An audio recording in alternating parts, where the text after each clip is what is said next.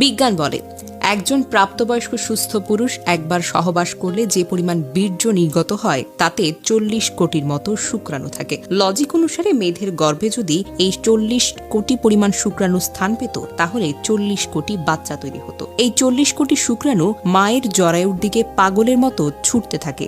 জীবিত থাকে মাত্র 300 থেকে 500টি শুক্রাণু, আর বাকিরা এই ছুটে চলার পথে ক্লান্ত অথবা পরাজিত হয়ে মারা যায়। এই 300 থেকে 500টি শুক্রাণু যেগুলো ডিম্বাণুর কাছে যেতে পেরেছে তাদের মধ্যে মাত্র একটি মহা শক্তিশালী শুক্রাণু ডিম্বাণুকে ফার্টিলাইজ করে অথবা ডিম্বাণুতে আসন গ্রহণ করে। সেই ভাগ্যবান শুক্রাণুটি হলো আপনি কিংবা আমি অথবা আমরা সবাই।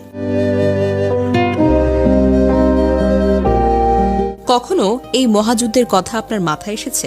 আপনি যখন দৌড় দিয়েছেন তখন ছিল না আপনার চোখ, হাত কিংবা পা কিংবা মাথা, তবুও তো আপনি জিতেছেন।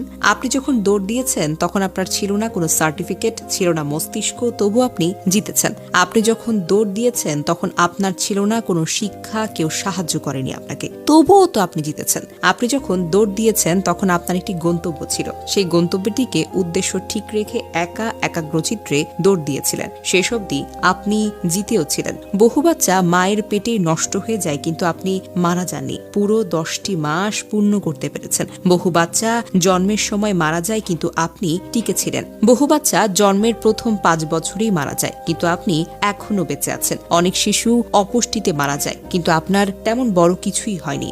বড় হওয়ার পথে অনেকেই দুনিয়া থেকে বিদায় নিয়েছে কিন্তু আপনি এখনো বেঁচে আছেন। আর আজ আপনি কিছু একটা হলে ঘাবড়ে যান, নিরাশ হয়ে পড়েন। কেন বলুন তো? কেন ভাবছেন আপনি হেরে গেছেন? কেন আপনার আত্মবিশ্বাসটা হারিয়ে ফেলেছেন? কেন আপনার বন্ধু বান্ধব, ভাই বোন, সার্টিফিকেট সবকিছু আছে, হাত পা আছে, শিক্ষা আছে, প্ল্যান করার মস্তিষ্ক আছে, সাহায্য করার মানুষ আছে, তবুও আপনি আশা হারিয়ে ফেলছেন?